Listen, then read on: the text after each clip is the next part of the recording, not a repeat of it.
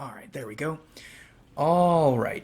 So today we are talking about, or we are speaking with Jon Aegis, the creator of Heal Hitler, a game about using psychology and therapy to prevent atrocity.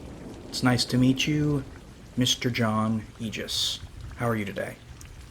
Yeah, I'm good. Nice to meet you too. You said it. Nice introduction. That's exactly what the game is about. So now I can go, right? Yeah. It's all Oh, done. yeah. I get what you mean. I get what you mean. Now, So, so do we have some notes we can go off of, yeah, or yeah, definitely. So, firstly, we'll start with your game, and then we'll move into you, and then we can talk about other sorts of things. So, firstly, all about your right? game, why choose Hitler and psychology to begin with? You've been taking a lot of heat for it, so, Yeah. you figured you probably would, but why? What makes you stick with it, and why choose this person and this approach in the first place? Well, I'm very interested in psychology in general, in Jungian psychology to be exact. But I started, probably like you in MBTI stuff. And from that, I discovered the Jungian psychology, and I read like 10 to 15 books by Carl Jung, and I mean read cover to cover. And I became interested in the Wotan theory, which is a theory by Carl Jung, in which he says that. Well, wait. I probably shouldn't start with that because it's really controversial. So maybe later in the talk. But in general, I'm interested in psychology, and I'm also a game developer. So I want to combine these two because there is really no psychology simulator. Like there is like a surgeon simulator and goat simulator, right? Yeah, yeah. But no psychology simulator. So I was like, yeah, there's a hole in the market that I should fill. So I tried it, and I I had a few ideas, but I use a nice technique that I come up with like 5 to 10 ideas for a game, and then I destroy all of them, and I pick the 11th one or something like that. Just not the first ideas because they tend to be shit. So I want something really original. So I somehow came up with healing Hitler, and then I came up with the name, with the pun in the name, which Yeah, which yeah. is which is great for marketing, right? Like people click on the YouTube video and the Steam page solely based on the Heal Hitler stuff. They think it's hilarious. So that was a great marketing tool in itself. And yeah, like I studied Hitler for like a month, only a month. Like not that's not much, right? To do a whole game about Hitler, and a lot of people are giving me shit about it. Like, okay, this wannabe psychologist studied Hitler for 1 month, and now he made a this controversial game about it. What does he think he is? And yeah, they have a point, but I was really focused on a really small area of psychology, and I don't claim to be like a therapist, right? This is experimental game, and I wrote a screenplay for it. I consulted the screenplay with a real life psychologist who gave me pointers to make it more realistic. But of course, the conversation will probably be cringy in some parts. So, but the overall story of the game revolves around Hitler having childhood trauma. Uh, because when I studied him, I discovered some things that are not really common knowledge.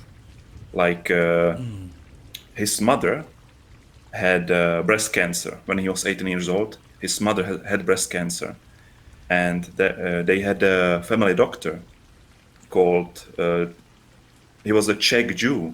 He was Czech Jew, Dr. Eduard Bloch, and Hitler's mother died under the hand of this doctor when he was 18, and most people would think like, yeah, that's probably the cause, right?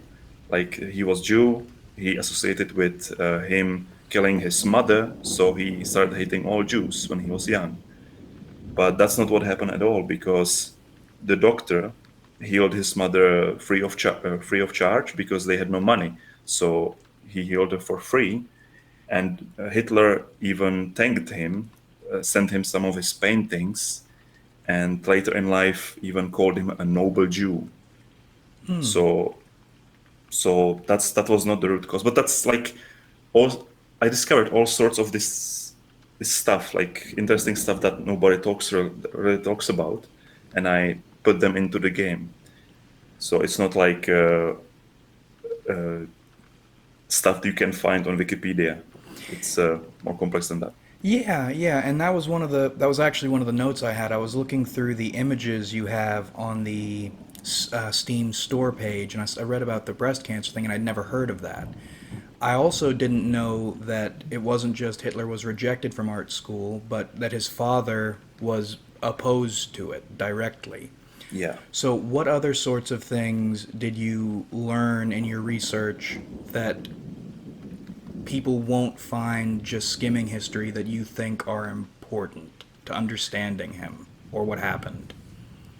Yeah, well, there's of course, like, look, the game takes place in 1925, and I wanted to make it sort of realistic. Well, sort of, because back then the only available therapy was Freudian and Jungian, right? So Freud is all about finding the like the penis and mother Yeah. issues, you know. Yeah. So like I also focused on that, and I found that the mother stuff, like the doctor Eduard Bloch, he actually said he had some sort of journals in which he wrote that he never seen anybody so destroyed with grief as Hitler when his mother died in his years of practice. He never saw anybody so fucked up with grief as Hitler. And that strongly points to the other mentions uh, of Hitler's mother being really protective. And I don't know if you know about Jungian psychology, but the main theory that I found also in Jungian psychology is that Hitler was so-called puer aeternus. I don't know if you know that. I've never heard Puer. of it. I mean, and so if you don't mind explaining it a little bit, that's Yeah, interesting. no, no problem. Yeah, that's basically it's if I could say it's a Peter Pan syndrome, but it's not that. It's incorrect, but it's closest to that is Peter Pan syndrome. It's sort of a person who rejects all responsibility, is stuck in teenage mentality, and refuses to root himself in the reality. And I think a lot of young INTPs are this kind of guy. You know, they float everywhere. They think they are everything because the word Pan, it's the god of everything. It's you can be everything, but you're nothing. So that's Peter Pan syndrome. And this archetype has a name in Jungian psychology. It's called puer aeternus. It's a eternal child because this type of guy is stuck in teenage mentality forever. He never grows up, and he refuses to grow up. And for Hitler, it also makes sense because he hated his father. He didn't want to become his father. He literally refused to grow up mentally because his father was a violent drunk who beat him very often. And so that's another bit of information. Like his father was a violent drunk and Hitler hated him. And on top of that, his father didn't want him to go to the art school. His father was a customs officer. He was like this detail-oriented, uh, pragmatic guy, and he absolutely did not want the risk of his son going to art school and not make any money in life and just fucking die. You know, like Yeah. So that's another piece of information. And like now about the relationship of his father and his mother. The mother was 22 years younger than the father. Oh, Jesus. Yeah, and she was very submissive. So that would also explain why Hitler only dated young girls, because he had this, how is it called? I think it's called attachment theory. Like you model your relationships after your parents. Yeah, probably. Or Yeah, that sounds right. I've never heard of that, but that is probably true. yeah. So that's that, and that's the core of the game, pretty much. And there is, of course, also his war trauma because he fought in in the Great War, as I was, as like it was called back then. It wasn't World War One; it was Great War, and he was subjected to the Iperet gas, and he probably had some nerve damage, and he was admitted to hospital, and he was temporarily blind. He couldn't see for I think it was a week. He couldn't see. He was blind, and that's what happens from the gas. But the doctors, from what I read, there was this doctor. I think he was called. His name was Dr. Edmund. Wait, I'm gonna check my notes. Edmund Foster. He diagnosed him as a psychopath with hysterical symptoms, and like he basically diagnosed him with hysteria and some sort of schizophrenia because he thought that Hitler is only acting the blind, like he's blind, because that's what happened. That's what happens for to people with so-called war neurosis, which is basically a modern post-traumatic stress disorder.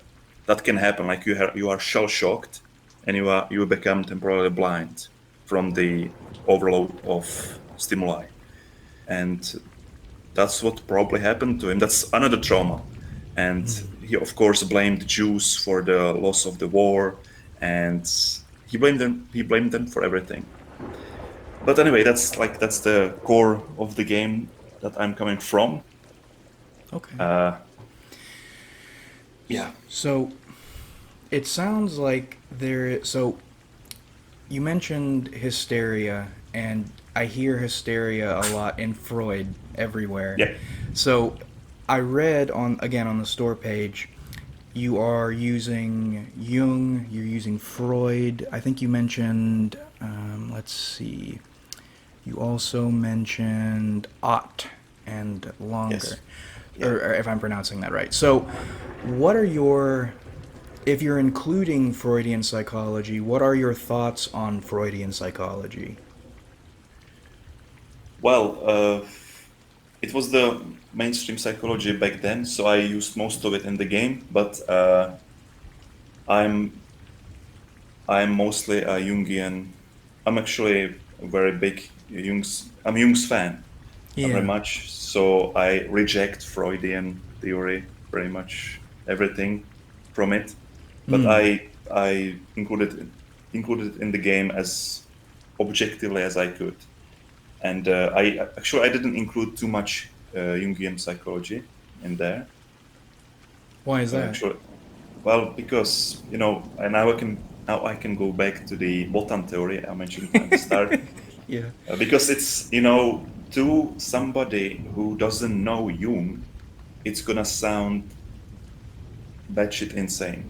Uh, because Jung is considered like a mystic, like a modern shaman that has nothing to do with scientific psychology. Yeah. But from what I've seen in real psychologists in my social circles, they aren't even allowed to talk about Jung, or they uh, have some lessons about him in college, but that's only like an hour, not a whole semester of stuff on Jung. They are mostly shown the modern therapy of of course, but they don't go to the roots very much, especially not for Jung, because he was, well, how to say this? Well, he connected some of his findings in psychology to quantum mechanics because he was so on another level. Like he understood, like he connected the Taoism, Yeah. connected that to quantum mechanics, and then to Gnosticism, and he was like a archaeologist for the human mind. He went back to the roots, and he, like in his book Ion, he tracked the roots of Christianity even before Christ was born. And like he somehow, I have no idea how he could find all of these things, especially back in 1930s, because there was no internet around. But he was so, like, I imagine him being more intelligent than Einstein. Like he sort of like insanely, I can't even imagine it. And Yeah. he actually met Hitler in person, and the Wotan theory, well, to start this right, Wotan was a pan-Germanic pagan god of war and frenzy. And Jung, of course, came up with the idea of archetypes and the collective unconscious. And his major theory was that Hitler was possessed by the archetype of Wotan. And he explains it very well in his book, but I would botch the explanation, so I will not go into it. But I can read you a quote that that's gonna make it more clear. Okay. Second. Yeah, this is like a short quote, like 10 sentences. With Hitler, you do not feel that you are with a man. You are with a medicine man, a form of spiritual vessel, a demi-deity, or even better, a myth. With Hitler, you are scared. You know you would never be able to talk to that man, because there is nobody there. He is not a man, but a collective. He is not an individual, but a whole nation. I take it to be literally true that he has no personal friend. How can you talk intimately with a nation? Yeah, so there are some theories that Hitler was an INFJ, right? And they are known to be like, they tend to, Conduits? I don't know how to say this, like they tend to shape themselves into anything you want from them. Yeah. Yeah. And Hitler pretty much, from what I read, Hitler did that with the whole nation back then. And that's how he got the power, because he was an exceptional emotional speaker. He could emotionally connect to his audience, and he felt what they wanted to hear, and he said exactly what they wanted to hear. And of course, he had some of his own agenda, but that's like, if you watch his speeches, he often speaks. He doesn't. From the beginning, he didn't really speak about Jews. He spoke about people in a sense that he mentioned, like in his speech, he starts talking and he starts speaking about these groups of people. They are killing us from inside, and these groups, they are everywhere. They could be in your home. They could be there and there and there, and so on, so on, so on. But he never mentions who.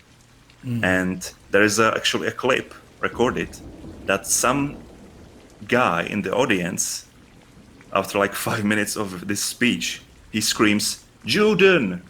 Jews.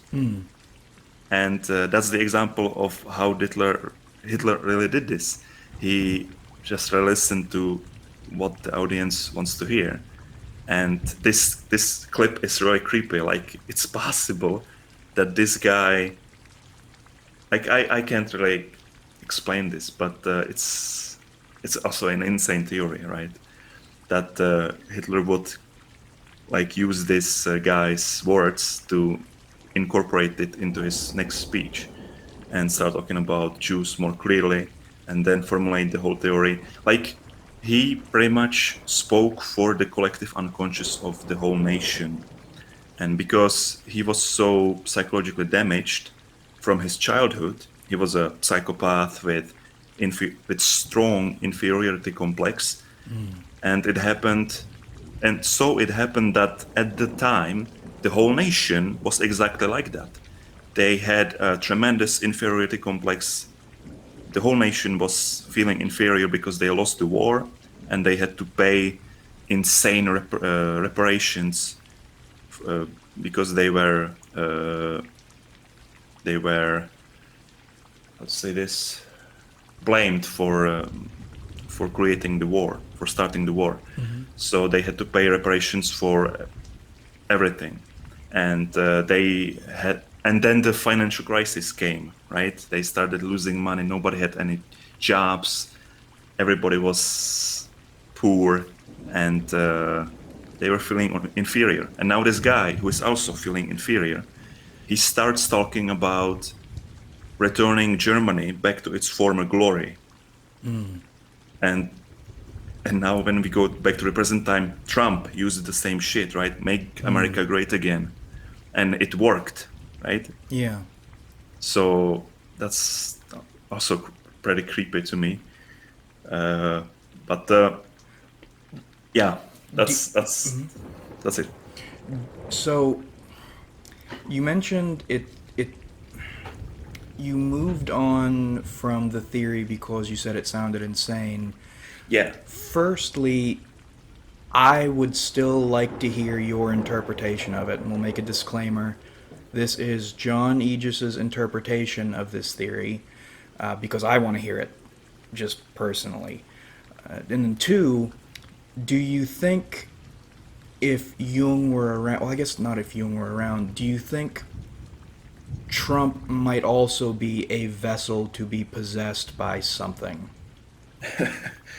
I don't know. Really, I don't know. I don't think that. Now I would have to go into MBTI. What sort of MBTI is Trump? Is Trump anyway? I don't know. He's most Like, commonly typed as ESTP or yeah, ENTJ, but I thought so. I yeah. thought so. ASTP. I thought so. I wasn't sure, but yeah. Like I think that you have to have an exceptional connection to your feeling. So like INFJ would be a great. You have to feel your audience, right?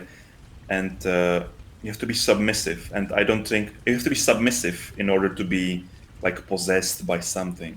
And I don't think Trump is submissive at all. Like he's a, grab her by the pussy, like kind of guy, as he says. So yeah, I don't think he was possessed by anything other than stupidity. But then, so on the back to the possession of Hitler front, would you be okay with giving your interpretation of what you moved past? If not, we can move on. But I would like to hear your interpretation of it. Well, okay. I actually didn't really go deep into that Wotan theory. I think something else happened, and I think that it has to do with the doctor Eduard Bloch, because yeah, Hitler said that he liked him, even though he was Jew, but I think that something happened on an unconscious level, like like in his most vulnerable moment in life, when his mother died, he consciously knew that the doctor did everything. Like he tried to save her, he cared for her, and he was a nice person to Hitler himself. So he consciously knew that he's a good guy, but his unconscious in his unconscious mind, he had to make some association that because of this Jew, my mother died. I think that's what happened. That's one of the reasons that later in life Hitler also focused on hating Jews. But that only started it. The another reason could be that, of course, they rejected him from the art university, and he also viewed them as Jews, like a filthy bourgeoisie. They didn't let me in, and they are Jews that are controlling the nation, and they are like rats to me. And that's another like piece of the puzzle that eventually led him to the extermination of Jews. But like yeah, the Wotan theory is still interesting. Like, do you have Google nearby? Yes, yes, I do. Yeah, then Google Wild Chase Wotan or Wild Chase Franz von Stuck. The Wild Chase, and it's a painting. Okay, Wild Chase, friends, let's see. Or I can maybe send you a link on the Google Meet. I don't know if there's a chat. Yeah, let's see. If you can't, Wild Chase, Franz von Stuck. Yeah. Okay, so Do- I have it right here. The one with the horse man, looks like he's wearing a red cape. Right. Okay, That's a painting of Wotan. That's depicting Wotan, right? okay. And this painting was painted by the guy Franz von Stuck in let me get the in 1889. 1889. Yeah, and that's the year that Hitler was born. And if you look at the painting, like it has a strong resemblance with Hitler, right? Yes. So that's something that I can't really explain, but in Jungian terms, it would be probably called synchronicity, like I a was just event about to that, ask you about that. Yeah. yeah. So An event that was, sorry for interrupting you. That was on the tip of my tongue and I was, yeah, so you know synchronicity or not? I have heard of it. One of the most respected people in my life is a big fan of Jung, and he talked about synchronicity all the time, but I haven't read it personally. So I would love to hear your take on it. Yeah, this is like synchronicity is defined as an event that it's basically your unconscious manifests something into reality that has almost no probability of ever fucking happening, but it happens anyway. And it happens at the same moment as something else in history.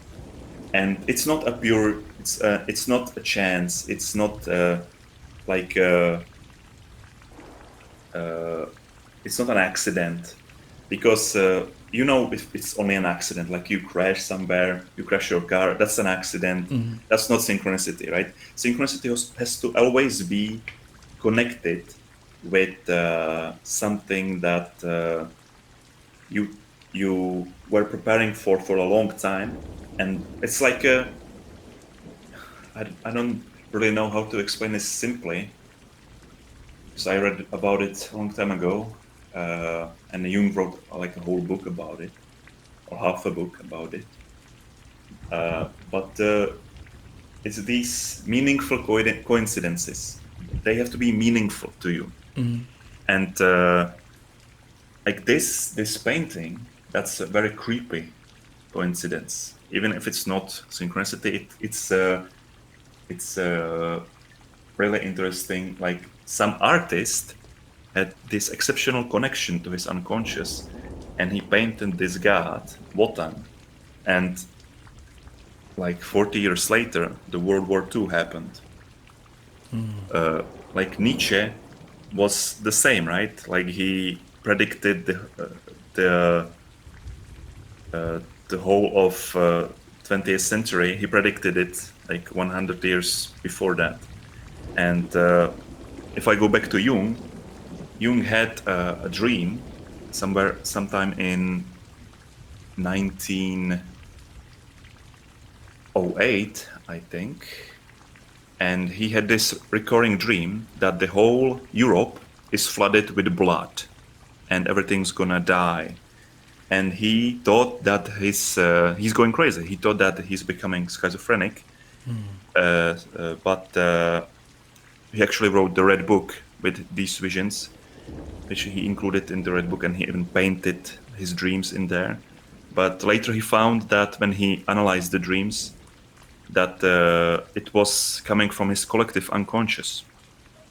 And years later, like 20 years later, he found, well, yeah, this dream was about the coming war, and my collective unconscious already knew about it. It's like, but it only manifested years in the future. And this is actually how the ancient, how do you say that? The oculi, the people who predict the future, like what's the word? Let's see, the oracle. Oracles, yeah, There we go. Oracles. I think that's how the oracles in the past worked. Like they had exceptional connection to this collective unconscious, and they could say things a few years in advance. But that's completely like I'm just talking out of my ass here. Like it's not based on anything. Well, okay. So, firstly, I think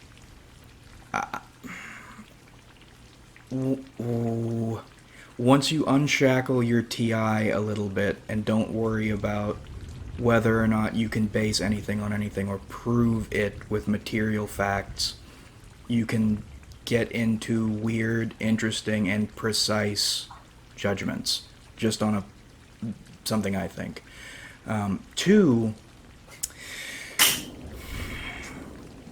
so for synchronicity, does it or must it come from subconscious, individual, or collective, or in Jung's description, was there any other aspect to it, or did it come from anywhere else? Well, there are levels to this. Right? The same way as you have dreams, you can have dreams that are coming from your personal unconscious, and when you have a really deep dream, it sometimes can come from the collective unconscious. And you can distinguish between these dreams that, in a way that when it's a dream that comes from your personal unconscious, it usually uses people from your life. When you are dreaming, when you have a dream, and there are like friends that you have never met for 5-10 years, let's say like people from your high school or something that you didn't meet for a long time. These people are not actually representing the people themselves, but they represent something that you have associated with these people. So they could be violent, they could be talkative, they could be funny, and it's just a way that your unconscious mind interprets your reality, and it's trying to warn you about something or whatever. That's your personal unconscious. But there is also collective unconscious, and in the collective unconscious there is the sum of human history and all of your ancestors. And you can when you dream a dream that's from the collective unconscious, you will probably see some historical figures or some literal archetypes, or maybe even animals that represent archetypes, or planets, just fucking deep dreams. Like one time I dreamt about the Egyptian pyramids, and that was like a pyramid that was floating above the sand, and I was burning my feet in the sand. And I don't remember the rest of the dream, but that's an example of a dream from the collective unconscious, because there were also like planets visible on the sky.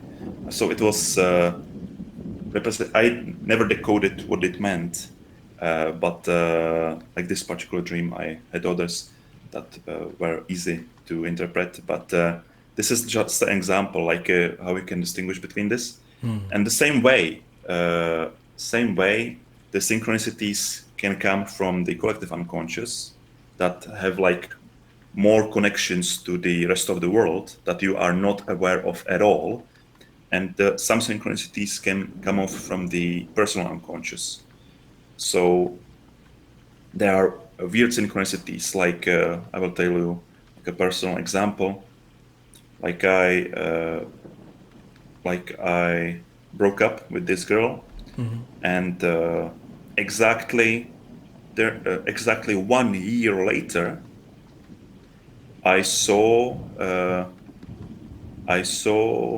a pair of people that not only had the same exact outfit as I wore, but the same clothes as she wore, and they were like sitting in the same way. They were like our clones, and I never like seen anything like this before. Like I wasn't looking for this. I didn't even care. I forgot about the girl completely.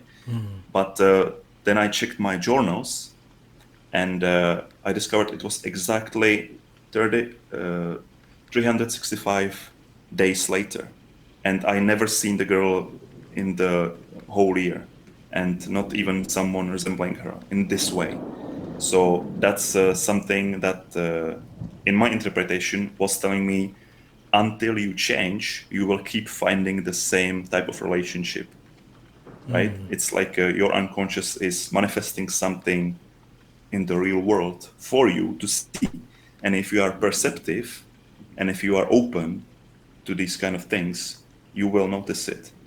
And I take it like a hint for you. Like these synchronicities are like hints about what you should do, but I don't really take them like I don't really use them to navigate my life in a strict way. I just take them like a interesting thing to focus on, because it's like your unconscious telling you something. So I take them on the same level like dreams that are telling you something. So yeah, that's about synchronicities. That's fascinating. So the reason I ask is the last 2 years probably I didn't know there was a word for it until the person I mentioned. He's an ENTP, he's in his 80s, he's been a professor for over 50 years, he's obsessed with Jung, put the name to it and called them synchronicities. And in the last 2 years, I have been letting signs or weird coincidences that probably aren't coincidences not affect my judgment, but guide my actions. Because, and I don't know if there's a word for this, I call it righteousness. There is a sense of what needs to happen, even if it doesn't feel good or make sense. There's something, or on some level, you always know that this is what needs to happen for the outcome you need to happen. Which sounds vague, it sounds dumb, which is why I don't talk about this sort of stuff with people, usually. Yeah, yeah. So, I know what you mean. damn. Alright, okay, hold on, that threw me. I wasn't expecting us to get in that far into synchronicity. Damn, I've had that word on my tongue for the last year probably. So, on the Jung front, you mentioned Hitler's being interpreted as an INFJ. You mentioned you are or were interested in the Myers-Briggs, which, firstly, is it? I mean, I've heard that it is based on Jung's psychological types. If that's true, how closely is it based on it? Well, Jung has a whole book about this. actually his first part of his collected works is on the psychological types, and like he talks about the cognitive functions, so like he talks about introverted thinking, introverted sensing, extroverted thinking, extroverted feeling, and so on. He talks about all of them, and he talks about them in detail. And I would say it's way more detailed. That's it. Because the MBTI stuff, like I was really fascinated in it when I was like 23, 24. Then I discovered like, yeah, this is bullshit. Like I need to go deeper. Like MBTI stuff is just, like Jesus Christ, INFJ, Hitler, INFJ. Yeah, that's won't tell you much about the person. And from then I moved to the Big Five metric, the openness, conscientiousness stuff.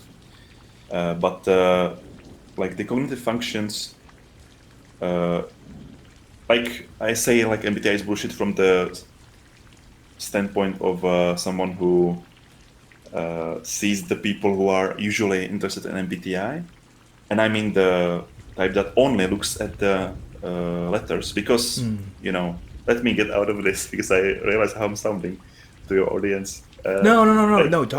Go deep. If they need gut punches, punch them in the gut. That's what we're here for. yeah, like look, like my best and most precious friend is ENFP, right? And I showed him MBTI years ago, back when I was rather fanatical and radical, not really balanced person. And I, of course, got the opinion that censors are fucking stupid. Yeah, I think that's somebody who starts with MBTI Yep. starts thinking like S versus N, like yeah, like Yes. sensors are inferior. Like it's like why the fuck do I even have sensors in my life? That's what I thought when I was 23, and from then, like I realized, yeah, this is bullshit. Like my friend is my another friend is ESFP, and he does like martial arts, and it's very physical, and he often doesn't understand what I'm saying. He doesn't even want to understand. He just wants to have his dinner and go to the gym. So I thought, like, for the longest time, I thought like, yeah, this like this relationship or friendship won't probably last, because I don't know. But that's bullshit. Like it lasted to this day because I came to see that it's not about S versus N. That's complete bullshit. It's about the cognitive functions, because like let's say ISTP, that Yeah. also it's introverted thinking dominated type, same as us. You are also INTP, right? Yeah. Yeah. So like I came to see that the cognitive functions are what's important, like not the four letters. That's bullshit. But what's underneath, like if you go deeper, that's what's it about. And of course, somebody who is dominated by introverted thinking will have a bad connection with somebody who's high in, I don't know, extroverted sensing, because we have totally different worldviews and ways of perceiving reality and abstracting ideas and so on and so on. So yeah, but anyway, Jung describes these cognitive functions in deep detail in the book, so I really recommend to read it. On that note, is the oh boy, is the English translation any good? Yeah, It yeah, is. yeah, definitely. Okay. Like like I read it in Czech translations, but often I find some stuff on the internet. I also have all of his ebooks downloaded in English, and it's very readable. And he doesn't look. Jung doesn't write it as a psychological text. Like that would be boring to read. He writes it like it's fun to read, because it's not like reading Nietzsche. Like reading Nietzsche for me, it's fucking difficult. Like it's horrible. Yeah. Like he does like every sentence you have to think about it for 10 minutes. Like, oh, I Yeah. don't wanna, like, I don't have time. Jesus Christ, dude. Well, it's not like that with Jung. Like you can read like 100 pages in a day, and you will be way more knowledgeable. And there are sentences that will just blow your mind. And of course, you have to think when you read him, and you have to think deeply. But it's nowhere close the way Nietzsche writes, or like reading Dante. So that's not nowhere close. That it's a normal text that's in some parts is it's also funny because in some parts he explicitly hates on Freud, like he it's kind of funny, and he writes these interesting like stories from the life of his clients. He, for example, the way he describes the synchronicity, like he tells a story of a client of a woman that was very opposed to spirituality. Like she didn't believe in anything. Like she was atheistic. She didn't believe in anything. Like she didn't believe in higher power, nothing. Like she was completely, I don't know how to say it, just like a mathematician maybe. So, but she had a series of dreams that she couldn't really understand. So she talked with Jung about it. And she had this recurring dream about a bug, about the Golden Scarab, a flying bug. And she couldn't really tell what it means. And in one session, Jung noticed that something is banging on the window. And she was in the middle of describing another dream with the bug, a golden bug. And he noticed that something's banging on the window. And he opened the window, and a golden bug flew in and landed somewhere close. And so she saw that, and she was completely flabbergasted by it. Like she didn't know, like she was completely mind blown. Yeah. And right there, she realized that there is something to this. Like a deep synchronicity just happened. Like reality itself was presenting her with like like how to say this, with a clue that it's real. Like things that happen in the unconscious are closely connected to reality. So yeah, and as I mentioned, the quantum mechanics stuff, I don't know if I should go into that, but Jung also talked about it. So I would love to hear that. I drank 2 cups of coffee. Do you mind if we take a quick bathroom break so I can collect my thoughts and drain my bladder, and then I want to hear about quantum mechanics? All right. Okay. All right, I will be right back. Thank you so much. Yeah. All right, much better. Thank you so much. Yep. Now, so what when you say Jung and quantum mechanics, what exactly do you mean, and how do they connect? Right. So, do you know quantum mechanics, like basics of it, like the mind controls reality and stuff like that? You are INTP, you should. So I've heard of it. This, for my own sake, because my brain is the size of an almond, and for our audience, could Yeah. you explain the basics and then get into it? Yeah. Right. Like the basics of quantum mechanics. Like I'm not flexing here. I also know only the basics of quantum mechanics. Like I don't know more than just a shallow. I have only shallow knowledge about it. Yeah. So, but from what I've read, it works like that. It like reality itself. Like I always imagined it. Like I think it's easiest to imagine if you're a gamer, then you know that when let's say you play Skyrim, right? So, but in general, in games, the things you do not see are not loaded in memory. You just can't see them because it would waste your CPU, your memory. It would just lower your FPS. So things you can see that are far away are not loaded. They are like in a so-called superposition. When I borrow a term from quantum mechanics, it's a superposition. So that means it's in all of its states at the same time. And only when you need it, then it collapses into one state. So it starts to exist in a way that it should.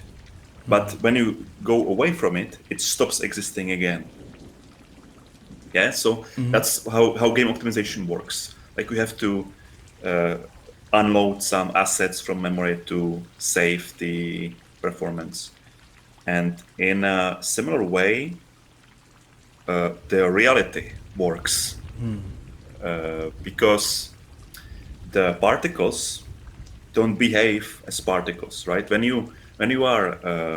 When some consciousness is interpreting reality around it, the reality has to exist, and the reality behaves like particles. Like let's say I have a mug in front of me. It has to be here. It's particles. The particles are stopped. They are moving around, but they are particles. And when you stop looking at it, it's like it's well, there's other thing, the opposite of particles. Wait, I'm tangling this up. No, it's called wave function. So the particle is on a wave function. That means that it's like wiggly. It like it's undefined, and it is in more states at once until you look at it. Then it stops moving and starts behaving like a particle. And there is an experiment that proves this. It's called double-slit experiment. It's the absolute basics of quantum mechanics. It's the double-slit experiment. They did an experiment with it, and when a camera was recording this sort of particle cannon or like electron cannon, the electrons were behaving like particles when the camera was recording. And when the camera wasn't recording, the electrons were behaving like waves. So that's really insane, because when you think about it, the reality itself, because the camera is only a piece of technology. It's not living, but like it somehow knows the future. That like when a scientist looks at the results, like the photos or the video from the camera, the particles always are recorded like particles, because the reality itself somehow knew that the scientist will look at it, so the particles behaved like particles and not like waves. So there's a whole method that's described. Well, it sounds weird, right? But if you look up the double-slit experiment, it's described way more clearly and way simpler, I think. But there's a guy called Dr. Dean Radin, Okay. who connects the Eastern religion to quantum mechanics, and he also did many experiments, and one of the things he found that Buddhist monks are able to influence these particles. Well, he created this double-slit experiment instance in his lab, and he found a bunch of people. Some of them were normal people, like who had no experience with meditation, and some of them were Buddhist monks who, of course, were experienced meditators. And he told them to focus on a box in which the double-slit experiment was going on. So there was a cannon firing the electrons. And anyway, he found that the people who did not meditate in their free time, who were not experienced with meditation, couldn't really influence the particles in the experiment, but the Buddhist monks, they could, like 10 times more. The particles didn't really behave like waves, but they behaved more like particles. Like he tried to analyze the ratio. Like the inexperienced meditators couldn't influence the waves, but the monks could. So that experiment really proves that mind can influence matter. And for that to be possible, the mind and reality have to be like one system connected. Because if we were separated, you couldn't really influence the electrons with your mind. Like you can influence the electrons only in the on the quantum level. Of course, you can't move with a glass like some telekinesis power. You can't do that. But on the molecular level, you are influencing it all the time. And there is, of course, the question, I think, by what's his name? Richard Feynman, quantum physicist. It's a very well-known question. Like, if a tree falls in the forest and no one is around, does it make a sound? And that's a quantum mechanics thing. Like, the quantum theory, of course, says that no, if no one is around, the tree will make no sound because it will have no reason to exist. Or not really a reason, that's a bad way to say it. But nobody will be there to hear it, so it will not exist.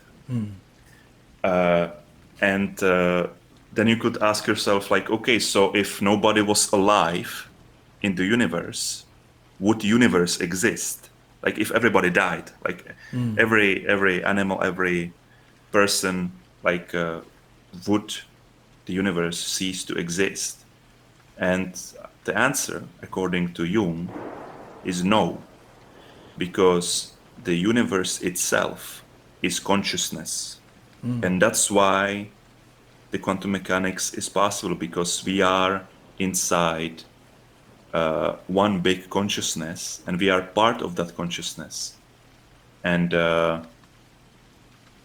yeah, that's why the collective unconscious can function in a way that it functions. Like weird stuff happening. Like you can feel.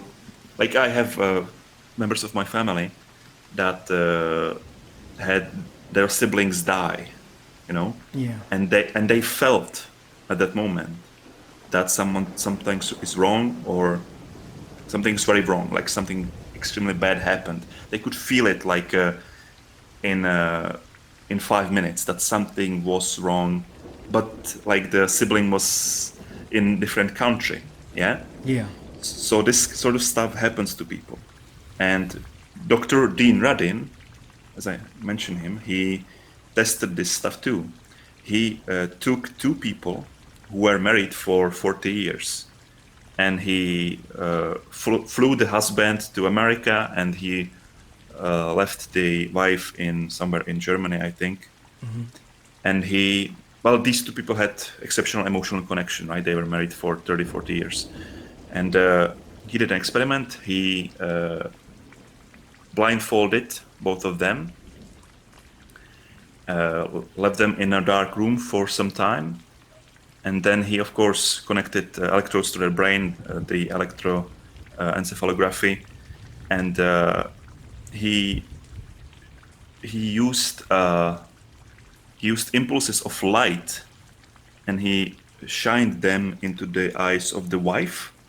And these impulses of light showed in the brain activity of her husband on the other side of the planet. So he basically proved, and that this experiment is how do you say that in scientific terms? Like you can make it another time, and it will work. Multiple people tried it, and it works. And but the scientific folks will never accept it, because this would this would imply that telepathy exists, and that's something that scientists in general don't really want to admit, that there is something like this. But people who take interest in this sort of thing, like that they see the connection between quantum mechanics, psychology, and these spiritual things. It's quite apparent. Like I don't see the big issue with it. Like I'm like, yeah, like I can imagine it. That's it. I can imagine it.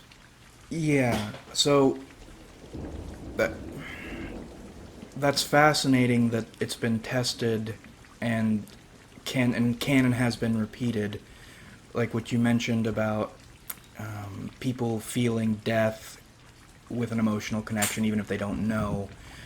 So about 2 weeks ago, my grandfather died, Yeah. and for about a month before that, I didn't know how to describe it. There was something bad in the air. I could tell something bad was coming, but I didn't know what it was. I didn't know why I felt it. Then, about a week into it, one of my distant relatives dies in a horrific, gruesome way. And I thought, okay, that might be it. But then it wasn't. It kept going. A week after that, one of the dogs I grew up with, my mother's dog, died. And it just devastated my mother. And I thought, okay, well, that was it. That sucks. That must have been what the bad feeling was. And then 2 weeks after that, my grandfather dies. And about an hour before that, the the negative or bad energy was palpable. It felt, oh god, it sounds like a, you know how it sounds. Yeah. While I was cooking, it felt like there was someone in the corner of the room watching me, and it freaked me out. I turned, there's nobody there, of course. And then Yeah. maybe 20 minutes after that, I get the call that my grandfather died.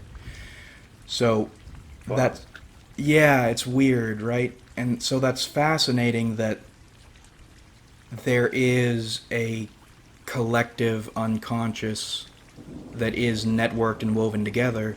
My next question would be, who all creates that collective subconscious? Is it just humans, or are other things attached to it? Hmm. That I don't know. Like Hmm. I'm not sure.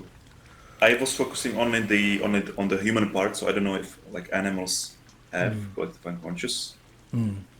Uh, I'm not sure. I'm not sure. That's okay. That's okay. Just curious. One of the boy. But One of that story, wait, that story like with your grandfather, like yeah, that can only happen. This sort of thing can only happen if something like this exists, right? yeah. And like I don't know. I think people have to experience it, Hmm. because there are some people like that would call us crazy and spiritual cat ladies, you Hmm. know, Yeah. that, that use salt to defend against the ghosts, you know. And Hmm. but this is not it. This is rational. This is rational understanding of a higher, I don't know, higher being Hmm. that exists, a higher plane of existence. Like we are aware that it's here, but we can't really explain it. But we had it happen to us, and like scientists will always be opposed to this, right? Because they Hmm. can't put it into like a scientific formulas. They can define it with math, but that's like, of course, like you can't define, let's say, love. You can define the emotion of love Hmm. with mathematics. You will never do that, like never ever. You Hmm. can't define it, and but yet we know that love exists because we feel it. Hmm. But at the same time, like scientists will be opposed to this sort of thing.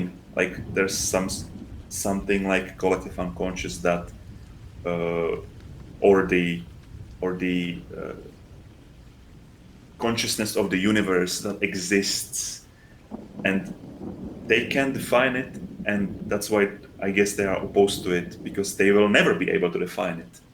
Like I don't think we will ever find what the universal consciousness is.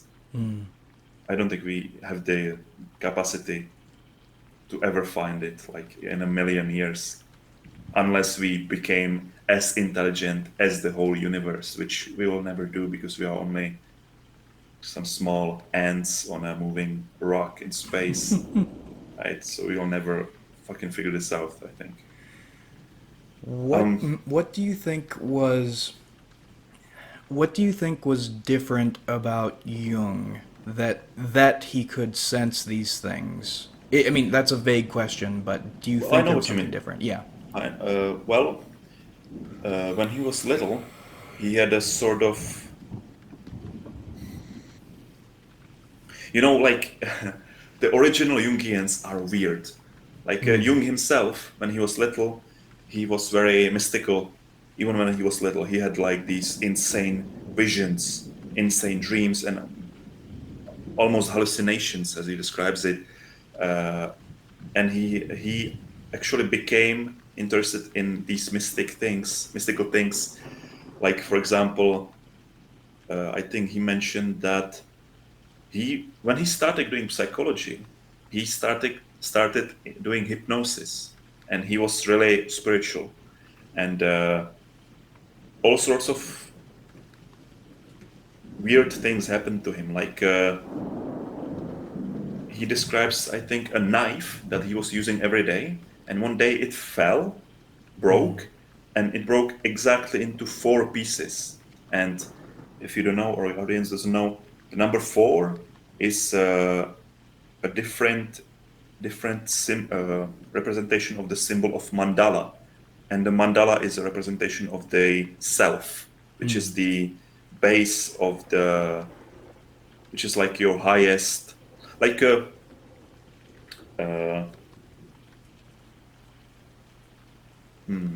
to say this, like the self is an archetype of human psyche. Like it's the highest point that you will never become your full self in Jungian psychology, because you can only approach it in the same way that, let's say that Christian God is the self, and the Jesus Christ is only an image of God, but it's a humanly attainable image of God. That's what, like, Nietzsche calls the Übermensch, right? Like a human ideal that you can become. And because Jesus is the image of God, but he's human, so you can attain it because you are human. You can become like Jesus, and that's how you can connect with yourself. That's like your original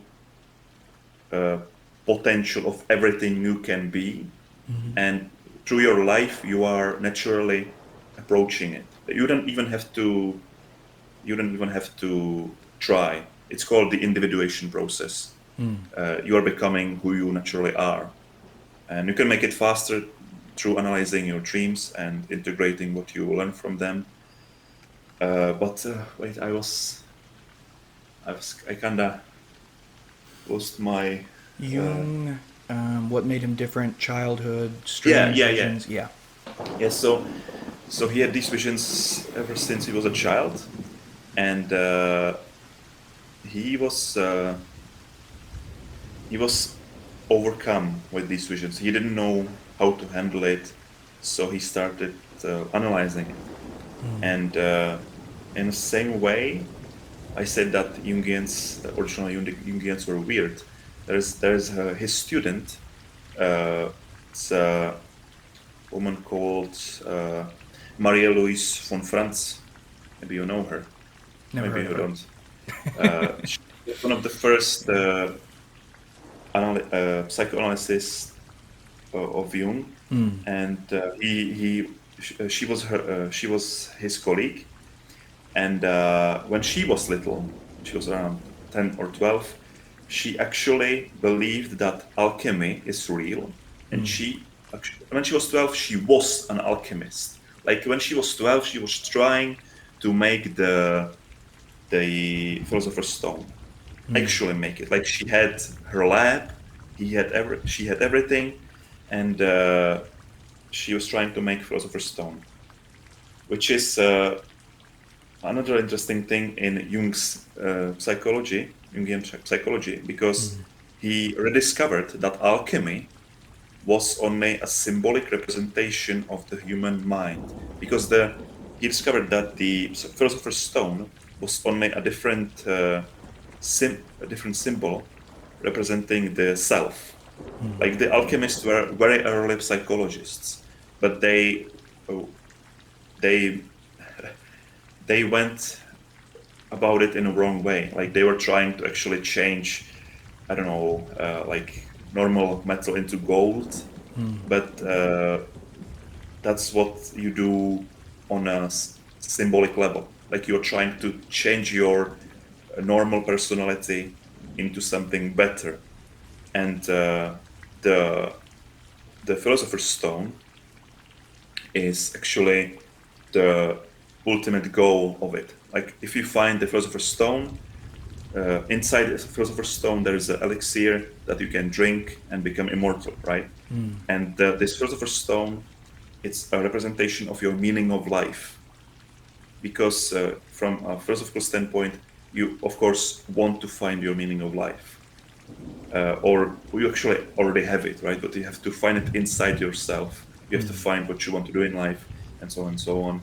And alchemists really describe this with the symbols of philosopher's stone and rubedo, nigredo, and albedo stages of the alchemical process. And Jung studied this for, I think, 15 years. He studied alchemy and the symbols, and he mapped alchemy to modern psychology. So that's another thing. Yeah, but I'm here about the game. Am I not? I should say something about it. I don't know. Well, I don't have to, but I like. Well, I'm Depends on you. I'm I have notes to wrap up on the game, so we will get back to the game if you're okay with it. Yeah. I am very interested to hear about mapping alchemy or mapping alchemy to psychology, find or individuation, and once you're done explaining or if you were done explaining, I had a question about were you done explaining first? All right. So yeah, alchemy and psychology. How to start this? Well, let me get this right.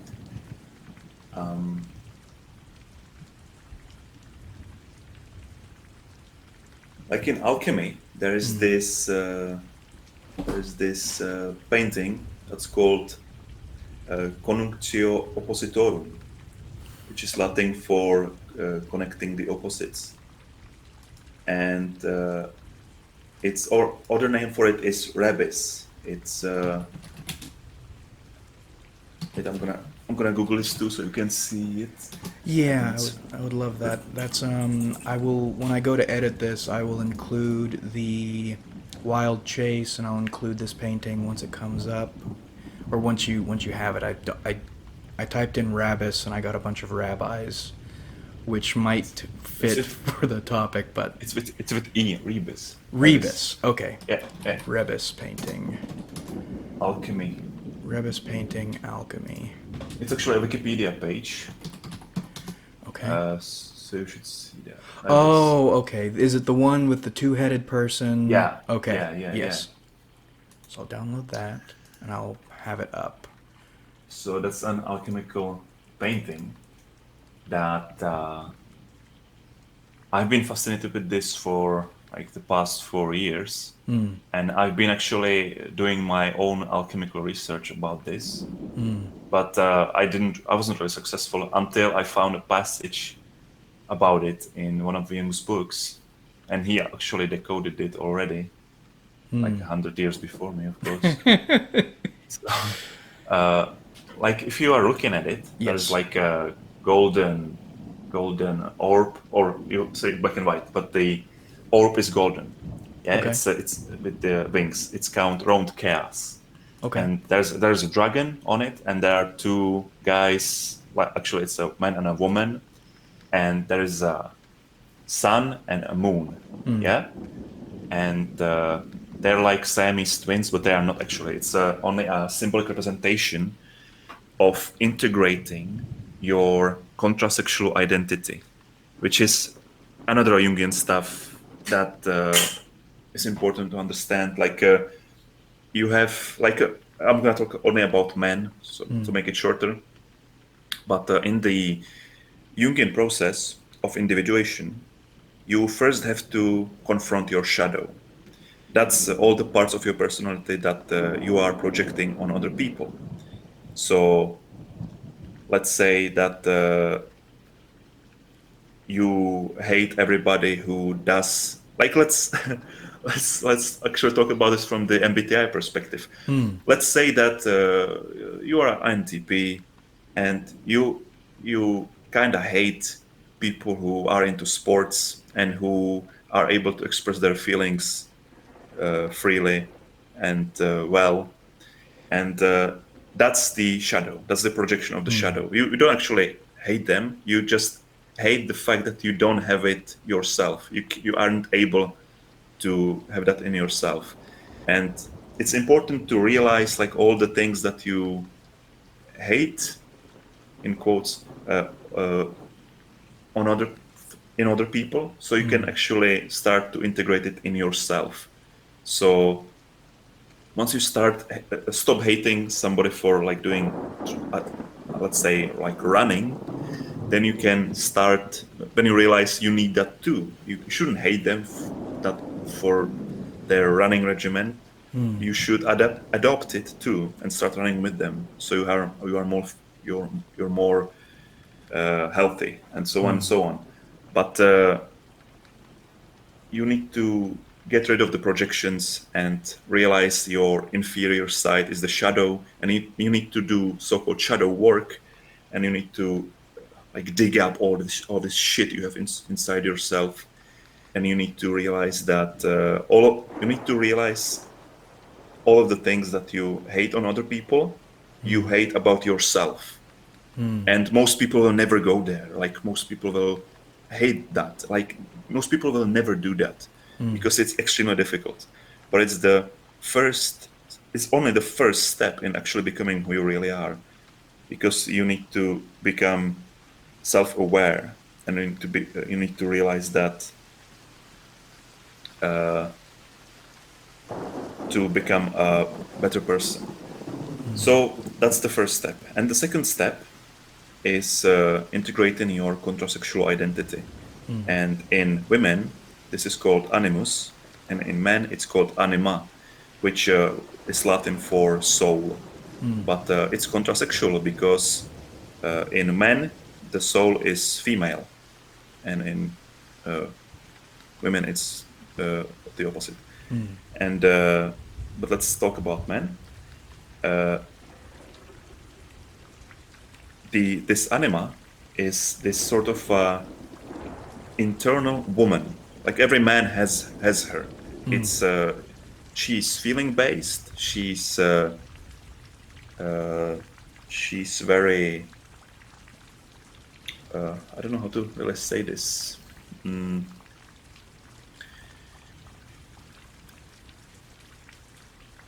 Like, perhaps the easiest thing to say will be to compare her to sort of an ideal woman, but not really. But I'm gonna simplify this a lot to make this short. But let's say that the anima is sort of your ideal woman, and when you meet a new girl, like a sexual partner, for the first 3 months of the relationship, you are literally unable to see any faults in her. Like, you fucking love her. Like, you can't I think it's called like seeing in pink glasses. Like Yeah, rose-tinted lenses, yeah. yeah, yeah, yeah. You can't really see any mistakes in her, and you love her. But only after 3 months, this starts to fall down, and you start seeing the real her. And these three first months, they are actually the projection of your internal ideal woman onto the real woman. And until you really start realizing who this internal anima is, you can actually use a technique that Jung used. You can talk with yourself. You can, like, it's called active imagination. You can talk with your internal archetypes. But where anima is also really strongly prominent is in your dreams. And almost always, when there is some sort of female in your dreams, it's almost always the anima. So you can actually find who your anima is by writing down your dreams and analyzing them. So, like, this way you can find who she is, and then then you start realizing, oh, this is why I'm attracted to this kind of girl. And like, you just self-analyze until you realize, why are you attracted to this kind of girl? What happened in your life? Why do you attract this girl? And so on and so on.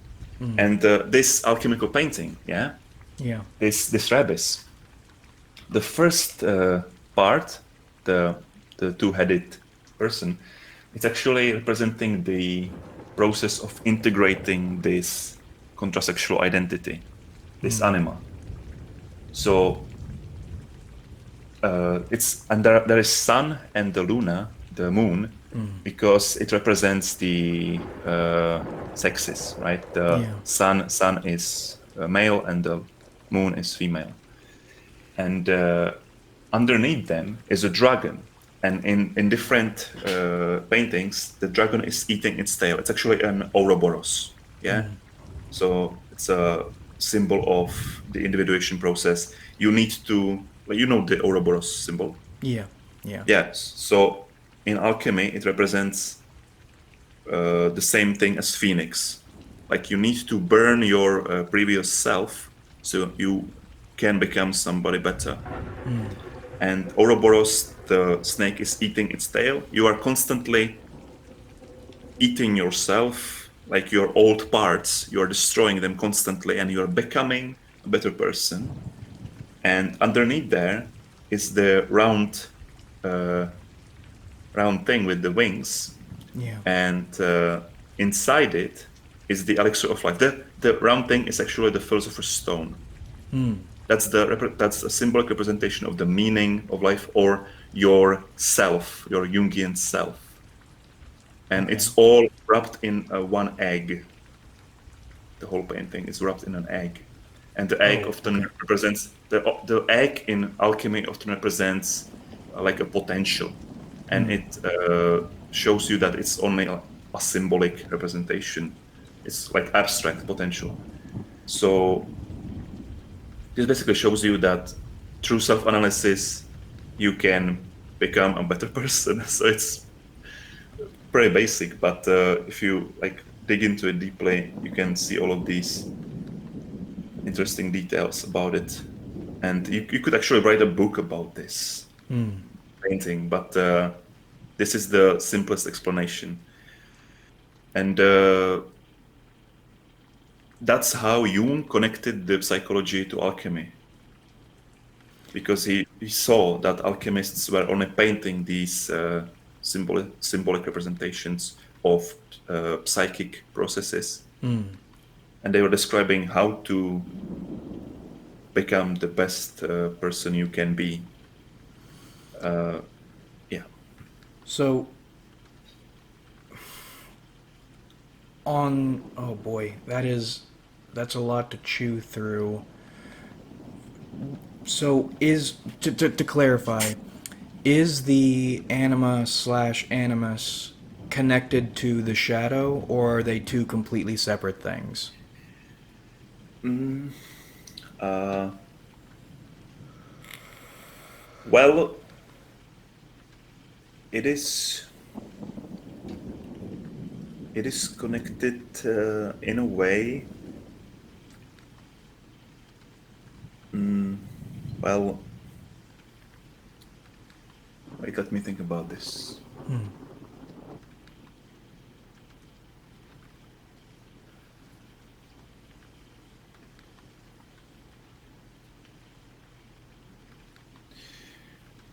I don't think they are connected directly, but on a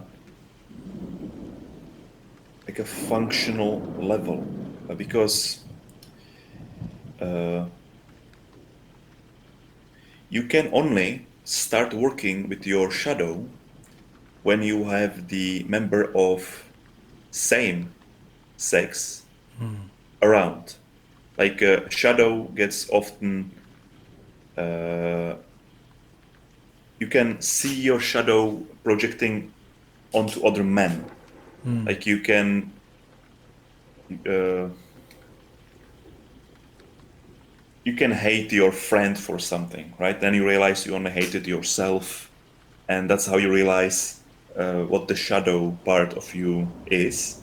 And in the same way, you can only realize what your anima is through relationship with the opposite sex, so with a woman. And because you are projecting your anima onto her, and with time, you start realizing, oh yeah, this was just a projection of the ideal, and this is the real girl. And it starts falling, and you start realizing, oh yeah, so this is my internal anima. And so in that way, they are functionally similar, like you are projecting them onto other people. But it's of course it's a thing that you do your whole life. You can't ever integrate the shadow entirely or the anima. It's not gonna happen. Like you can come close probably, but you will always have a shadow. Like maybe if you were a monk or bodhisattva or somebody who meditated for 40 fucking years and sift through all of the shit in his unconscious, then you could maybe come close to integrating your shadow and your anima. But in a real society where you have Facebook and fucking I don't know, drugs and everything, you can't really become so clean. Like the only option you really have is to have like you can work with this stuff pretty well when you have a retreat. Like the best thing that works for this is the how is it called? Young tick therapy. It's actually a thing where you stay in a dark room for like a month, for 30 days. Like you buy, it's a service that you can buy. You stay in a pitch black room for 30 days, and a girl is bringing you food, and you have your blindfold, so you don't see anything, and you are alone without your phone. You can't read, you can do anything. You can just exist. You can just sleep, shit, and eat, nothing else. And when you do this for 30 days, your unconscious starts speaking to you. Like that's works every time. Like you can turn off your computer and stay off any form of display or electronics for 2 weeks, and your unconscious will start speaking to you very clearly. But if you want to have it extra strong, you can do this experiment with staying in the dark, absolutely in the dark, no stimulation whatsoever, and you will start hallucinating. Actually, it's often very similar experience to using psychedelics. Is it like the when you say hallucinating and your unconscious speaks to you? Is that like the bicameral mind thing? What is that? I don't know that. Julian Jaynes, The Origin of Consciousness and the Breakdown of the Bicameral Mind. Haven't read that. I don't know. But the hallucinations they happen sort of like you start seeing parts of your psyche. You can actually talk to them too. And on psychedelics, this happens very strongly. But I known that only from stories of my friends. Like one of my friends actually took DMT, and oh no, it wasn't DMT. No, it was only in quotes only LSD. Yeah, it was LSD. And he told me he saw like 12 people around him, and he knew that each one of them is a part of him, and he was able to like see their facial expressions and communicate with them on a feeling level. And they were staring at him, and he saw all of them as like voodoo demons. So that was probably creepy for him. But this sort of thing happens on a very like toned down level amount in the when you are in the dark room. You can actually see parts of you, and you can talk with them. But if somebody recorded you in the dark, they would probably tell you you're crazy, because when you are alone for 30 days in a room, you can only talk to yourself. So something approaching insanity will happen. Yeah. The reason that's or something that happened a couple years ago that I'm still trying to wrap my mind around was at one of my lowest points. I was an alcoholic for a couple years, and in one of my lowest moments of alcoholism, while I was writing my novel, my first novel, which is awful, I was almost passed out drunk on the floor sobbing because I was going to off myself after I finished the novel. And it felt like everything in the room was perceiving me. And the thing that was perceiving me was a feminine, angelic, or godlike figure. And there was an experience, and it shifted quite a few things about the way I thought about the world, the way I thought about myself, and the way I conduct myself in the world. And I've been unsure whether that is anima or shadow or No, higher wasn't power. shadow. Shadow? Wasn't shadow definitely. Like shadow is always, as the name implies, it's gonna be Evil? like yeah, Okay. like not really evil, you know, but like maybe like devil, not evil, but like devil, you know, like but you said it was angelic. So my first association was, yeah, that was probably anima, because when you said angelic, I assumed she was female. Yeah, and there was again, why you don't talk about these things normally. I jerked off on the floor while I was feeling this, and it Yeah, felt like it felt like it wasn't my hand. Uh, it was it was strange, and like you were possessed by something. yeah, and being watched and cared for. Yeah, like if it was like it's possible it was anima, and it was showing you like look, the closest story I know to this is by Viktor Frankl, which was a guy who spent well, he was in concentration camps. Viktor Frankl, he wrote the book Man in Search of Meaning, I think it's the name. And when he was on the brink of death, he also saw sort of an angelic figure, and it was actually his wife. And it just manifested in front of him. And from then on, when he got better, he often talked with her, like it wasn't really a hallucination. It was real to him. Like it was a part of his mind where his, well, he didn't know back then, but his wife was dead. She died in a another concentration camp. But she lived inside his mind. She was a concept. She was a concept. She almost became like an image of an archetype in his mind, and he was able to communicate with her. And his imagination, or I don't know, maybe this,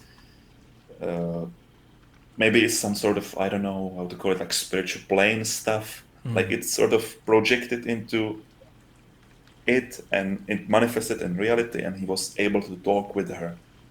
So, and for him, it was, of course, also with angelic energy, because she was saving his life every time he talked with her, because he was in a concentration camp, right? And if it happened to you when you are about to kill yourself, well,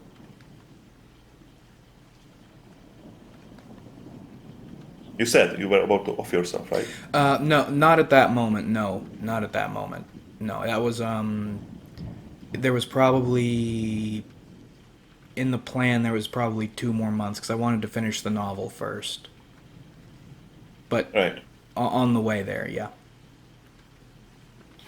Maybe it was sort of like a delirium from the alcohol, too. Or you said you were drunk, like Yeah, very yeah, much. yeah, yeah, yeah. So one more thing on the alchemy angle, and then I figure we will move into a little more general MBTI, and then we can go to the game, and then we can close out. Yeah. All right. Do you have any personal experiences with anima or shadow that are important to you, that changed you? Well, definitely, but I don't know if I can remember Okay. the specific things. Let me think.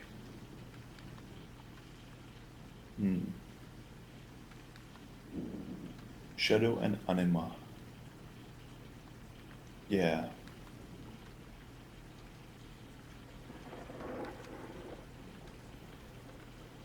Yeah, I had a phase around 3 years ago when I was really unsure what I want to do in life. I was really in mental pain. I would say I was really, I had the puer aeternus syndrome. Like I was everything and nothing at the same time. And I was deciding on what I will do. And I was actually very deep, still very deep. And I returned to MBTI. I returned to MBTI, and let me tell you, like when you are mentally unstable, doing MBTI shit is very dangerous, because MBTI is like a system for stereotyping people. And actually happened to my friend when he discovered MBTI too. He identified himself with the MBTI. So that's dangerous as fuck. Like any identification with an archetype is dangerous. And if you identify yourself with, let's say, being in ENFP, well, it completely destroyed his mind. Like he sort of lost his individuality, because he started thinking of himself as only a stereotype, you know. So he started like being uh, unhappy from, like, he saw a meme about ENFPs, and the meme said something like what they should do, and then he was unhappy because he didn't do that thing. Yeah. So, and that happened to him like 5 times a day, and it completely made him depressed. Like it was horrible for him. And similar thing happened to me, right? I like started identifying myself with INTP, and I first discovered it. And then later, when I was mentally unstable and I was searching myself, so I went back, like, what sort of a job should I do in life? So I started Googling, like, what sort of jobs INTPs do, because I didn't know, like, I didn't know. Yeah. So I like found like 75 jobs. I had a list of 75 jobs that I could do, but I didn't know which one. So that wasn't a happy time, but it was around the time when the shadow sort of talked with me, and well, actually, that's not the right memory. Like this, it's sort of associated with the shadow because I did some art that was pretty much I drew my shadow self making decisions for me, and which was the only time in my life I ever drawn a painting. And but I had to like get it out. And now when I look at it, it was obvious what was happening. Like the unconscious was controlling me because I was possessed by the shadow. But the actual experience with the shadow was uh, years before that, when I went on a trip and to Prague actually, and I it was about around the time I knew about shadow. Like I just learned about shadow, but how it works and so on, and I started seeing it everywhere. Like I was in the Prague metro underground, and this guy, like a buff guy, I think so, like a Russian, yeah, Yeah. like bald, buff guy, dressed nicely, like hill figure clothes or whatever. He walks beside me, and he has this beautiful girl next to him, and I automatically had like an automatic thought, like, look at this motherfucker. Who does he think he is with his muscles? Why is he showing off? Like this? Oh my god! What a complete wanker! Jesus Christ, man! And you are showing your girl like a trophy or whatever. That was my first thought, but I catched myself like, what the fuck are you doing, dude? Like this is the shadow. Like you you hate the guy because you can't be him. Like that's it. Like that's the shadow. It's this nasty part of personality that knows that it's inferior and it's lashing onto other people uh, that are better than you. So you need to catch this and actually become as good as you can to, to get rid of most of the shadow. So I knew that like I'm bad at physical stuff, so I just started doing martial arts, and it like let me tell you, fucking martial arts are literally the best thing for shadow integration I know, and I've been learning about Jungian stuff for 5 years, yeah, and I was searching for this stuff, martial arts, without a doubt. Like it gives you confidence, it gives you everything you need in real life confrontations. And of course, another thing that I can say about shadow often manifests in your life as something you should have said. Yeah, that type of thing, like you realize on your way home in your car, oh, I should have fucking said this in the argument. I would have won that. Okay. That's the shadow. That's like unused potential that you have, but it's not readily available to you at any time. So you need to like hone your skills at using the shadow parts. You need to like come to terms with your shadow. You need to make it like when I say it in like a metaphorical way, you need to like pull it from your unconscious closer to your consciousness line of your consciousness, so you can freely access it whenever you choose. So like in debates, that's great when you can formulate an argument that's actually will bite the other person.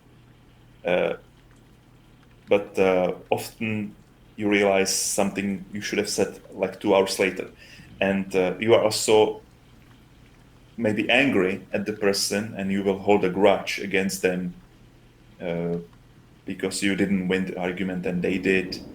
So I think really amateur INTPs do this, like they do the silent treatment, but you can actually write so-called shadow log. You can write it down, like you can write down like what you said, what happened, with who, and then you can write what you should have said. And there's no other way really how to do this in uh, like there's the physical shadow, yeah, that's how was talking about the martial arts, and there's this in like a mental shadow in discussions and debates that you can work on through writing it down and actually realizing what you should have said and having it freely available. Like you need to like put experience points into it. You need to work on that. And so that's another method you can actually use, like a practical method you can use to integrate your shadow, because the shadow is just basically just unused potential you have, and it's your dark side, and it's useful often to use your dark side, especially when you are disagreeing with somebody and they insult you. Then you can use your shadow, but you need to have it. You need to know about it, and you need to know how to use it. When you say use your shadow when someone insults you, do you mean to strike back or to control yourself in the face of that? Yeah, when I said use you, I actually meant like using it aggressively, but that's what you said. Actually, that's also important. Like you need to also hold back, right? Like, yeah, No, go ahead, sorry. yeah. So let's say in the martial arts, it's very easily explained because when you do martial arts, you are at first not aware of your potential for destruction, let's say. You are not aware how much you can, you're not aware that you can really damage somebody, you can really hurt somebody. And the more you do martial arts, let's say MMA, the more you realize that you can actually like almost kill somebody. You could do that. And then you realize you need to hold back. Like you can just get possessed by the shadow. And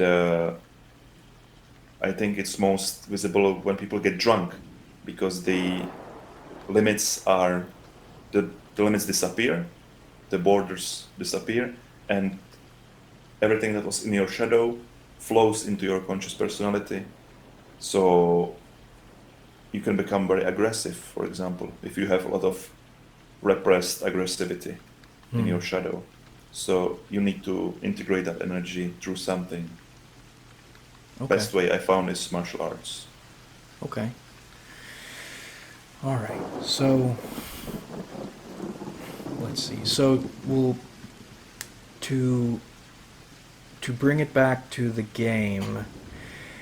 Is there anything you would want potential players, potential consumers listening to this? Is there anything in particular, closing out, that you want them to know about your game? Yeah, like yesterday, I was subjected to a mob from Reddit, like a mob of leftists, I would say, and I was called a Nazi 50 times, I think, and they completely misunderstood it. Like I don't know, these people just assumed so many assumptions, you know. Like example. Like I wrote that I'm a centrist. I'm not a leftist. I'm not right leaning. I'm centrist. Yeah. And somebody responded, "Okay, so you're a centrist," and he asked me, "Aren't you also a race realist?" I don't even know what the fuck that is, but aren't you also a race realist? And I didn't respond to that, but somebody else did, and he said like, "Oh my God, he's centrist and he's a race realist. I knew that, man. I knew it." But like they assumed by only by a question that somebody who isn't me asked, that I am a race realist, and I don't know, I don't know what it even is, but they started having a debate and calling me a race realist. That they were sure that I am a race realist. I don't know what that is, but I didn't Google it yet. But that's an example of how assumptions worked in that debate. Like they basically just read the title, like there's a Heal Hitler in the title, and they assumed, okay, like a good 30% of the people assumed, okay, this guy wants to heal Hitler, so he will be more efficient at killing Jews. Yeah? So that's Yeah. what most people assumed. So I need to really fix the store page description because, they call me a Nazi apologist, and I'm definitely not. Like, I'm okay with killing Hitler. Yeah, like if somebody wanted to kill Hitler, fucking kill him. But I wanted to make this as an experiment to spread the knowledge about psychology to like it can be used like a tool for healing dictators, because like if people don't learn that Hitler was also, because a lot of people are distancing themselves from Hitler by calling him a monster, yeah, but he was also human. Like he was a cunt, but he was human. Yeah, he was a demon, but he was human. And people don't realize that that's the shadow. Like that's the shadow work. Like most people don't want to do it, but the Hitler is extreme manifestation of the deepest and ugliest human shadow. And you need to realize that you are also capable of the things that he did if you had same life circumstances as him and same and lived in the same society as him, and like maybe not one to one, but like you would do similar things and you would say similar things, and until you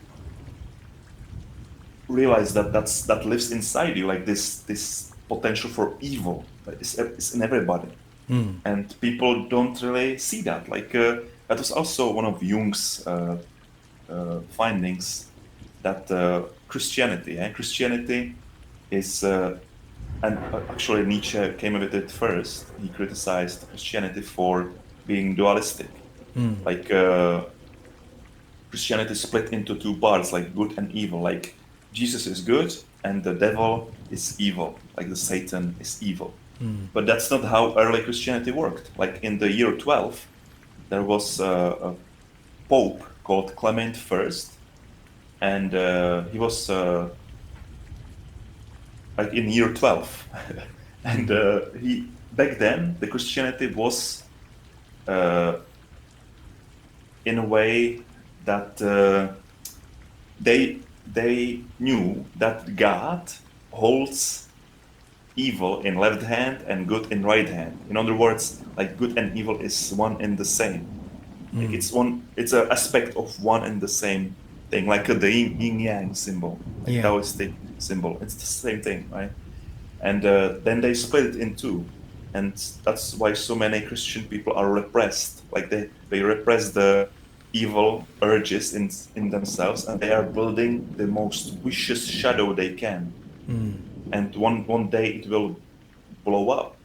And anyway, but Hitler was also a really shadowy figure, and people are refusing to look inside themselves and find their inner psychopath. Like they need to do that. Like they need to realize it, and they need to start. Uh, they need to understand it to be able to control it. Because let's say our society falls into some sort of anarchy, and we start living like animals. Yeah, people will see very quickly that they have a very vicious shadow, because they will find very quickly that they are able to kill somebody for stealing their food. But if it was like a apocalypse scenario, like that's the shadow, and people have it in themselves, always had, but modern people are refusing it. Like they think of themselves as being good people. Yeah, that's the worst thing you can think of yourself. Like when you are naive and think of yourself as only good, and you have no evil. Like actually, good people always know that they are evil, but they choose not to be evil, but they choose to be good. It needs to be a choice. But most people are living unconscious lives their whole lives. They never fucking wake up. They never become self-aware. They just, you know, where was I? It's easier for them just to repress and lash out at someone like you who they Yeah, are yeah. attacking as their shadow rather than realizing it in Oh yeah, themselves. oh yeah, oh yeah. And that's actually what I think happened on the Reddit. Yeah. Like most people are just fucking. Like I received DMs. Like one DM said like, what does it say? It said, I think, you damn fucking Nazi, you are fucking worthless. Some guys said that to me. Like Yeah. I'm like, thanks, that's great, thanks. Like I just laughed. Like they see what they want to see. Like they uh, they how to say this? They assigned me to some group that they hate, and they just like, oh yeah, he's an alt-right guy because he uses the term NPC. I don't know, man. Like I use the term NPC because I was on Fortune when I was like 7 years ago. I was frequenting Fortune, or not frequenting. Like from time to time, I came there for. Like I was there when they were calling transgender people she-males. Yeah, that was so long ago. Like trans people were she-males, and I learned the term NPC like to describe somebody who's like a normal person, more like unconscious. So I use this term NPC like a joke, and they immediately start, oh my god, he's using the term NPC. That means he's alt-right. That means he's a fascist. Yeah. So these crazy assumptions they made about me, and they downvoted everybody who disagreed with them, of course. And like there were people that came there and said, "Well, guys, like this guy actually posted a few threads where like 90% of people liked the game. Like what you say here that everybody hates it is not true." And of course, this guy is downvoted to hell because he has different opinion than them. But this sort of people is really dangerous. Like they are unconscious. Like they have no self-awareness. Yeah. Yeah, I would agree with that to the umpteenth degree. And I'm glad in this conversation, although this interview is for your game, I am glad we were able to get your thought process on self-development, reflection, self-exploration, because this game is, I would think, a reflection of your learning and your self-reflection and your encouragement of others to reflect. So this is Yes. not a Nazi game. This is not a negative game. This is a let's learn about ourselves. Let's confront what we don't like, see what we can heal, see how we can develop, and become the best people we can be, sort of thing. Yeah. And if you're listening, anyone listening, if you are interested in, this is one of the most interesting conversations I've had in months, and thank you for that. If if anyone wants to get a better, maybe not better insight, but more insight into Jon Aegis's mind, his experiences, his thoughts, go to Steam, search up Heal Hitler, put it on your wish list, pick it up. It's coming out in a few days. And I think that about wraps it up. Thank you again for the conversation. This was so fascinating, and I'm going to think a bit more. I'm probably going to read a bit more. And it would be nice to speak with you again sometime once the tanks have refilled. See how the game turns out, the reception, Yeah, all that stuff. definitely. All right. So thank you again. Heal Hitler on Steam, out in a couple days. And looking forward to speaking with you again sometime in the future. All right. Nice talking to you. Nice talking to you. Have a wonderful evening.